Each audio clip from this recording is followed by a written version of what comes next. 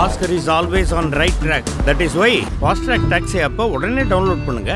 திருவள்ளூர் திமுக MLA ராஜேந்திரனின் ஆதரவாளருக்கு தர வேண்டும் என்பதற்காக மகளிர் சுய உதவி குழுக்களுக்கு வழங்கிய கடைகள் முன் அறிவிப்பின்றி சீல் வைக்கப்பட்ட சம்பவம் அதிர்ச்சியை ஏற்படுத்தியுள்ளது.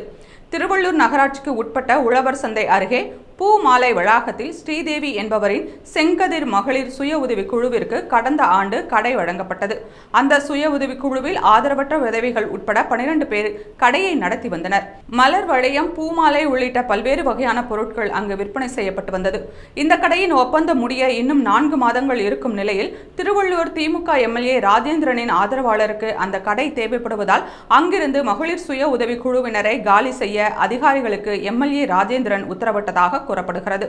அதன் பேரில் எந்த முன்னறிவிப்பும் இல்லாமல் கடையில் இருந்த பணம் மற்றும் பல லட்சம் ரூபாய் மதிப்புள்ள பொருட்களை மகளிர் திட்ட அலுவலர் செல்வராணி அகற்றியதாக சுய உதவி குழுவினர் குற்றம் சாட்டுகின்றனர். மேலும் கடைக்கு சீல் வைத்த நகராட்சி நிர்வாகம் மற்றும் மகளிர் திட்ட அலுவலர்கள் மீது நீதிமன்றத்தில் வழக்கு தொடரப் போவதாகவும் வரும் 18ஆம் தேதி திருவள்ளூர் மாவட்டத்திற்கு வரும் முதல்வருக்கு கருப்பு உடை அணிந்து எதிர்ப்பை தெரிவிக்கப் போவதாகவும் அவர்கள் கூறியுள்ளனர்.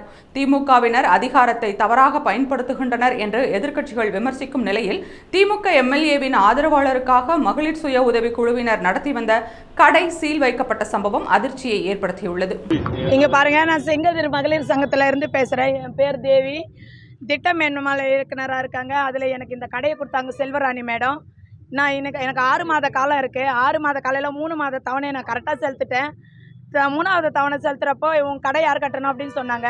நான் பூ கடை வச்சுருக்கேன். நான் அந்த அம்மா கிட்ட உடனே ஏமா என் கடையை தானே சொல்கிறேன் அப்படின்ட்டு, உன் கால அவகாசம் முடியுது, இது ஒருத்தருக்கு இந்த கடை வேணும் அப்படின்னு சொல்லிட்டு கேட்டாங்க. ஏமா நான் இப்போ தானே வந்து விஜி ராஜேந்திரனுக்கு இந்த கடை வேணும். ஏற்கனவே அங்கே ஒரு டீ கடை இருந்தது. அவர் யாருன்னா எம்எல்ஏ இருக்காரு. நாங்கள்லாம் வர வச்சு எங்களுக்கே வாழ்வாதாரத்தை கெடுக்கிறாரு. இவர் இது மாதிரி பண்ணி கேட்டாங்க. நான் கலெக்டர் ஐயா கிட்ட போய் பிடி மேடம் உங்களுக்கு எதுக்கு இதெல்லாம் ஏந்துருங்க, என்னங்கடி உட்காருங்க, நீ இப்படி சொல்கிறாங்க சார், தரைக்குறைவாக பேசுகிறாங்கன்னு நான் கம்ப்ளைண்ட் கொடுத்தேன். நான் அவருக்கு லெட்டர் மூலிமா எழுதி கொடுத்தேன். அவர் இதை விசாரிக்கிறேன்னு சொன்னார். அதுவும் எதுவும் விசாரிக்கலை. சரி இது மாதிரி கொடுத்துருக்காங்கன்னு அவரையும் போய் பார்த்தேன். அவரை போய் பார்த்தா எதுவும் பண்ண மாட்டாங்கம்மான்னு சொல்கிறாரு. எதுவும் பண்ண மாட்டேன்ற அடுத்த செகண்டை வந்து கெட்டபாரை போட்டு இடிச்சிருக்காங்க. இன்றைக்கி தமிழ் வருடப்பிறப்பு காலையில் 5:30 மணிக்கு பூட்டை உடைச்சி பொருள் எடுக்கிறாங்கன்றாங்க. லட்சக்கணக்கான பொருள் இருக்குது. இந்த 68,000 ரூபாய் பணம் இருக்குது இதுக்குள்ளே. நான் அப்படியே மூடிட்டு ஒரு சாவுக்கு போயிட்டு இருந்தேன். எந்த இன்ஃபர்மேஷன் இல்லை. என் ஃபோன் கூட பார்த்துக்குங்க, ஒரே ஒரு இன்ஃபர்மேஷன் எனக்கு கொடுக்கல.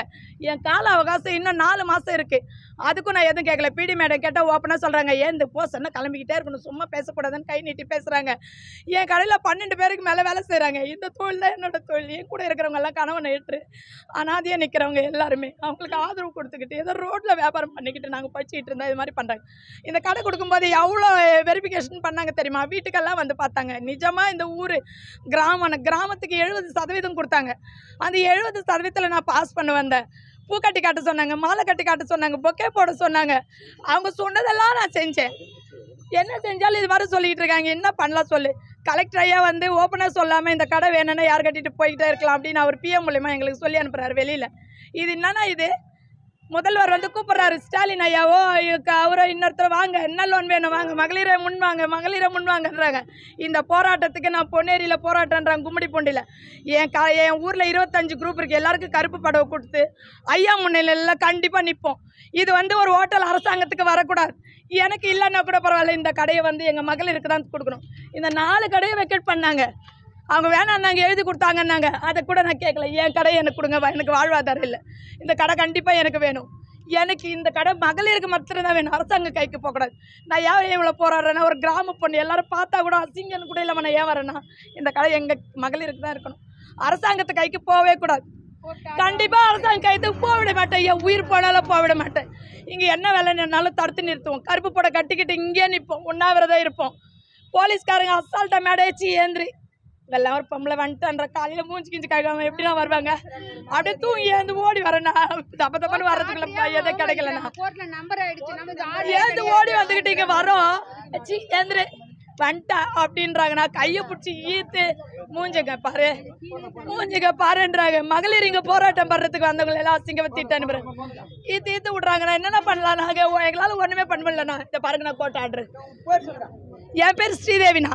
இங்கே பாருங்க, நான் கோட்டை ஆடு.